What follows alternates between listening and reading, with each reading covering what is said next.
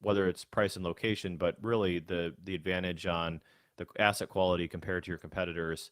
And then the location, when in self-storage, we think about things like drive-by counts and visibility from the main road, access to the site that really drives customers and makes a project very successful. And so those are just kind of some of the things that I think about when you really want to get into self-storage. How well occupied is the market?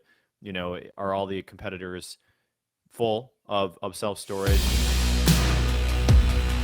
What would you say is the number one secret to your guys' success as far as navigating self-storage and development and deal structuring? Yeah, I think identifying markets that self-storage has demand in is probably the number one thing. So if you think about the three things that make a great self-storage site, you want to have a great market, great asset, and great location, which is pretty common for any real estate, really.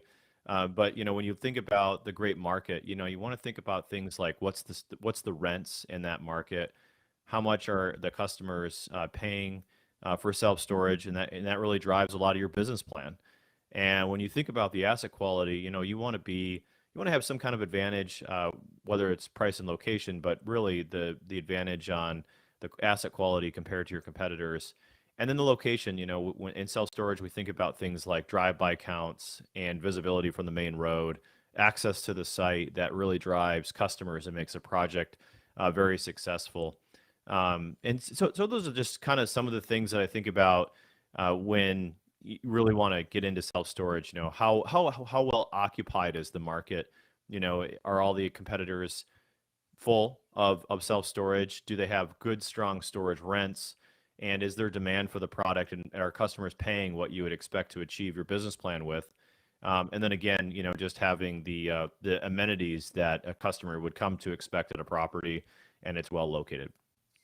Okay, got it. So it's starting with the numbers and starting with the stats, right? So it's asset, great market, great asset, great demand, ideally, and then you are looking at the rents. You're just diving down into those numbers there, and the occupancy rates. Okay, so I guess the first one is just sheer data, right? Is maybe the secret number one. What would be secret number two to navigating self storage development and deal structuring? Yeah, so I would probably say if you're going to develop a site, you want to make sure that people are doing enough Google searches and you're looking at Google Analytics to understand if you're building a new site, are people actually trying to find the product in your market? How many searches, how many conversions are happening? I think that's a really big a piece of it. The other thing that you want to do is you want to make sure that if you're developing a site, that you have the price per square foot that makes sense.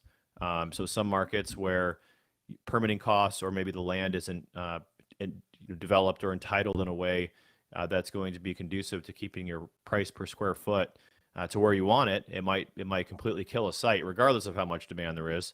So you want to make sure that you're looking at what your construction dollars are. You want to look at maybe some more analytics on the searches for your property. And then you want to make sure that whatever you build, you want to right size it to the market. So you want to make sure that the unit mix that you're building and the square footage sizing is correct. If you're out in a more urban area, for example, maybe more 5x5s or 5x10 smaller units are okay.